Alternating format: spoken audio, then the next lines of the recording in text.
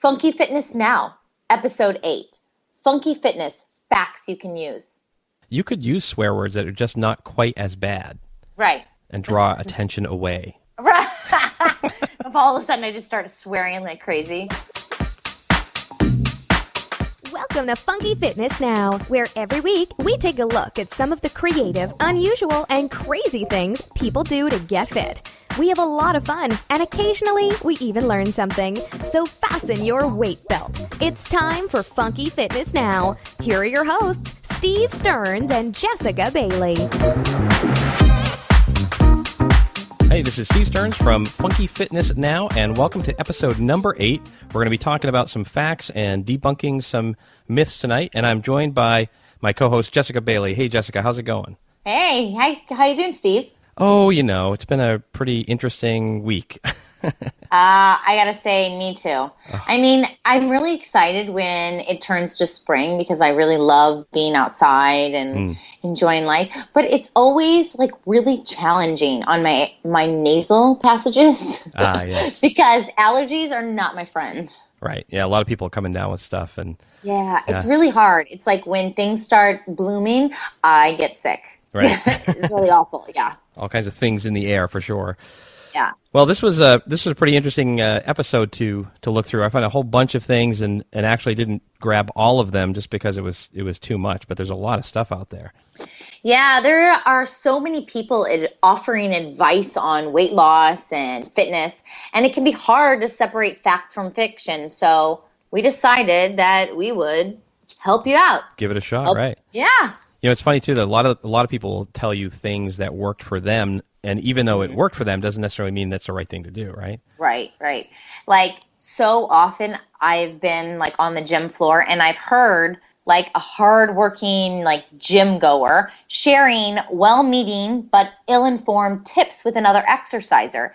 Yeah. And I know that I'm not the only one that hears this random information. So, you know, there's a lot of fitness folklore out there, and I think we should talk about it. All right, let's do it. So would you like to start? Sure. Okay. So the first fitness falsehood that I hear all the time that I wanted to talk about is the fact that you hear people saying the best way to lose weight is to drastically cut your calories. So our bodies are smarter than we think. Yep. And if we eat too little, our body believes that it's starving, so our metabolism slows down and holds on to fat as potential energy source, right? So, like, I think I've used this analogy with you before. Think of your car as your body as a car. A car needs fuel to go. Your body needs fuel to go. So you can't survive on eating less food, right? Right. So you should eat more often, but less food at one time. Yep. That's great. I mean, I talked with a guy that had made this analogy that I thought was really interesting. He goes, do you know how sumo wrestlers get into the condition that they're in? And I was like, no. And he goes, they just don't eat that much. I was like, really? And he goes, yeah. He goes, they skip breakfast, they snack a little bit during the day, and then when they get home at night, they binge eat. And that's how they turn into sumo wrestlers. And he goes, how many people out there are following the exact same diet? You know? Right. It's true. Yeah. You know what? There are so many women that I have heard of or I talk to that are eating like less than 1,200 calories a day. And it's ridiculous because your body, most people need 1,400 calories just to live. Right. For your body to function. So if you're taking in less than that, yes, initially you're going to lose weight. It's going to be all water weight. And the moment you start eating again, it's all going to come back. Yeah. And it even impacts your brain. I mean, your brain needs a significant amount of calories just to function. Yeah. I mean, I think I was talking to a woman just a few weeks ago, and she was telling me that she eats 3 vegetables a day. 3 vegetables a day. I eat 3 vegetables at one time. How, what? 3 vegetables a day? That is like insane because she was trying to like lose weight for a specific event. Wow. It's like, really? So she's drastically going to cut her calories in hopes that this will work. Yeah. That's a myth. Don't do it. Don't do that. Right. Yeah. Well, it's, I found an interesting one right along the same, kind of along the same lines, I guess, but it has to do with weight. And this one is that, and this is a fact, that watching action films leads to twice as much snacking. Really? Isn't that interesting? Yes, of course. So what they did was they did this study at Cornell University, and they took these groups of people, and one group they showed an action film to with sound, another group they showed an action film to without sound, and another group they showed a talk show, and they put snacks in front of all the groups. The group that watched the action film with sound ate twice as much as the group that watched the talk show. And the group that watched the action film without sound ate half again as much as the people that watched the talk show. Really? So their conclusion was, if you're watching something that really has you involved like that, it doesn't necessarily have to be an action film, but that was a cool title. Mm-hmm. You're right, it is cool. Yeah, just something that's really grabbed your attention. You just subconsciously, if you put a big bowl of popcorn in front of you, you will finish the whole thing and not even realize it. Oh, that's true. I've done that so many times. Yeah. Because you get so involved in whatever you're watching that, Exactly. So these guys were saying, so it's good to be armed with this information because either put a smaller amount of snacks in front of you because you know you're going to finish the whole thing, or better yet, put healthy snacks in front of you. But understand that when you're going to watch something like that, chances are you're going to go through whatever you have there. Yeah. Oh, that's a good one. It's good. Always good information to know that kind of stuff. Yeah, definitely. So another myth that I hear all the time is keep your heart rate in the fat burning zone. Oh, I'm glad you brought this one up because this one confuses me too. The fat burning zone is a complete myth. And it drives me crazy because if you've been exercising at 60 or 70% of your maximum heart rate in order to shed weight, you could be slowing down your slim down. Did you like that? That was good, right? That was good. Sounds like a t-shirt. A fun play on words. So, it's true that you burn a higher percentage of fat calories when exercising at a moderate pace, but you burn fewer calories after all. So, for instance, if you get on a treadmill and walk at 3.5 miles per hour for 30 minutes, you might burn 250 calories. Mm-hmm. But if you raise the speed to 7 miles per hour, you burn 500. So it's much better to go at a faster speed. Right. So, even if you don't like the treadmill, get on the elliptical. That's fine. Just make sure you're not slouching over. You're not putting all your body weight in your hands, Right. Perfect posture. So, and that's an interesting one because I've done that before, looking at the treadmill. You look at that chart of the, the fat burning zone, and and I've experimented with that a little bit and go, when I'm in the fat burning zone, I don't feel like I'm really doing hardly anything. Oh, I know. It's ridiculous. Yeah. It's like you're walking at easy snail pace. Yeah. I know. And I'm going, how can that be burning more calories than when I'm out of breath and I'm huffing and puffing and I'm really going for it? I don't get it, So, well, you're not. That's the truth. Is that you're not you're not working harder than when you're huffing and puffing. You should be huffing and puffing. Excellent. That's why it's called working out. Right. That's right.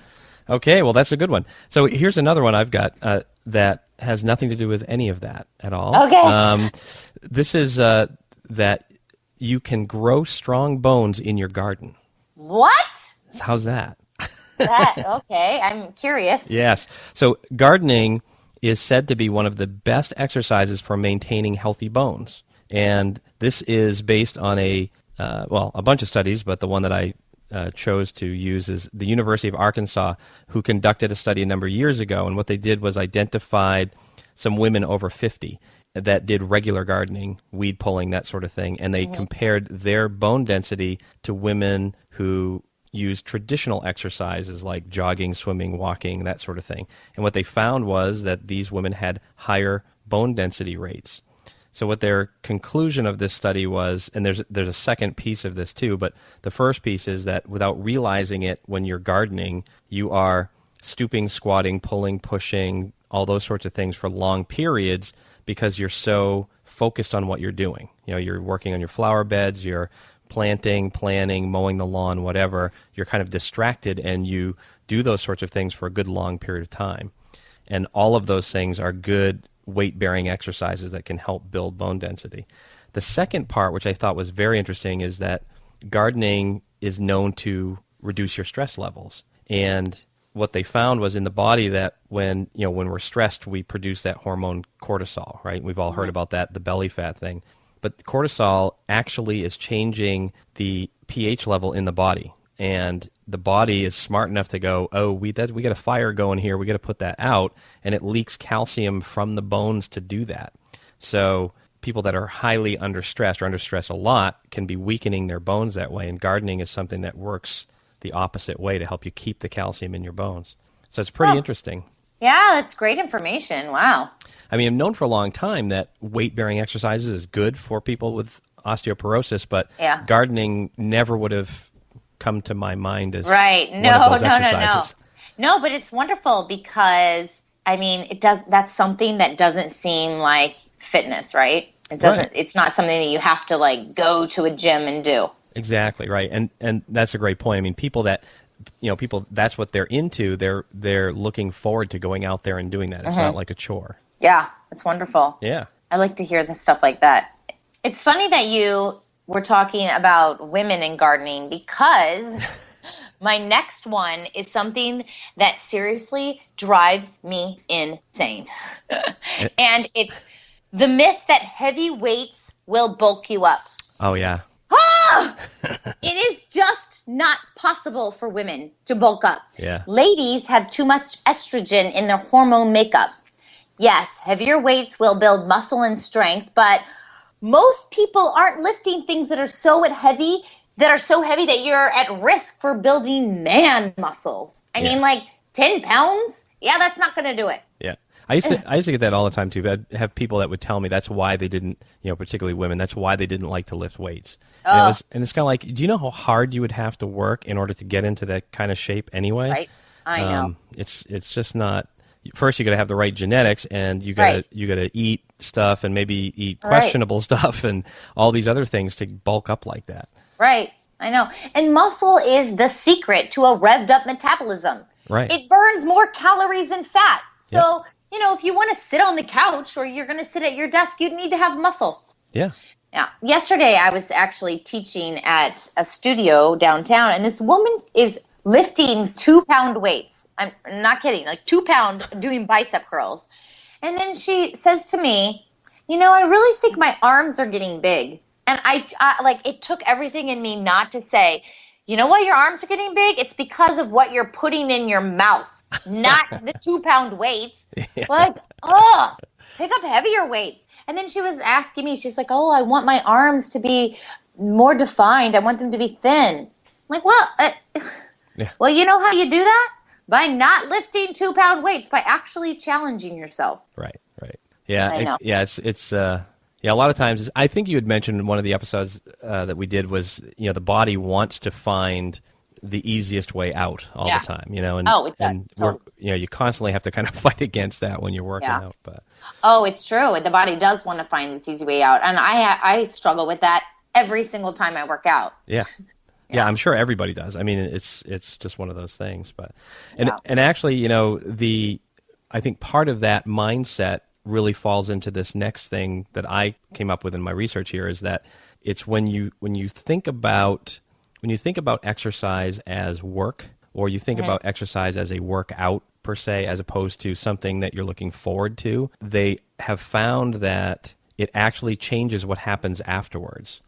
So once again, another study here where they took people and the people that were looking forward to working out, like, it's a break from work, or I love to go out in the garden, or I love going for my run or whatever, versus the people that were like, well, I'm going to go work out now, or I'm going to go do this run. Afterwards, the people that looked at it as a chore or something that wasn't so positive would reward themselves by snacking or eating extra desserts or stuff. And the people that were doing it just because they loved doing it, was something they looked forward to, didn't fall into that same trap. So I thought that was pretty an interesting way to view it. Oh, that's great. So, I mean, they say that, when you are trying to lose weight, that you should, give yourself a treat, but it shouldn't be food. Like, for women, they say, like, go buy a nail polish or go buy clothes that you like. That's really interesting. It makes complete sense. Like, after I get done working out, the last thing I want to do is go stuff my face full of food. Yeah. But I hear people saying that all the time. Yeah. Well, now I've earned my ice cream. Exactly. That's right. They feel like they've sacrificed it. They've earned something. Mm-hmm. And that's what happens. Years ago, I was at this gym that I belonged to that had a full bar. And I can remember, yeah, I mean, it was a beautiful gym, actually. It was like one of those, it had racquetball and basketball and all that stuff. But I would see these people all the time that'd go in there and, slog through 60 minutes worth of working out, and then they'd spend 2 or 3 hours at the bar afterwards. And it's like, I don't get it. And I think that was kind of the mentality that they may have had. So they're saying here, it's like, listen to music and, think about, for me, I work out at lunch, so it's automatically something to look forward to because it's not work, It's it my breaks break. Up your day. Yeah, it's my break from work. It's almost like recess, That's great. Well, I know I get excited about working out because I am basically like a DJ with all my fitness classes, so I'm always listening to new music. And I have to listen to an entire song, right? Because the beats per minute change, and I want to make sure that there's not like an inappropriate word somewhere, or the message is okay. So sometimes do you have like a beeping machine? So like when the bad word comes out, you can beep it. You know what happens? Sometimes I've made this mistake where like I can't listen to the entire song before I play it in class, and then I'll play it in class, and then they'll start swearing. And instead of me acknowledging the fact that they have like said an inappropriate word, or just knowing that no one probably is hearing them, I just start speaking louder. That's what louder over the music, which is just bringing more attention to it because I'm like, ah. Or you could use swear words that are just not quite as bad, right? And draw attention away. Right. If all of a sudden I just start swearing like crazy. Yes, I think that's a good idea. Yeah, I think that's a good idea too. I might get a different kind of clientele, but whatever. Right. It's good for sailors, right? Right. So there is another myth that I want to talk about, which is boosting cardio is the best way to bypass a plateau. So the most effective way to lose weight is to include both cardio and weights in your routine. Yep. So, when people like cycle or, do whatever kind of cardio for 30 minutes a day, they will lose let's say 3 pounds of fat, right? Yep. But let's say you do that and you lift weights, you could lose 10 pounds of fat.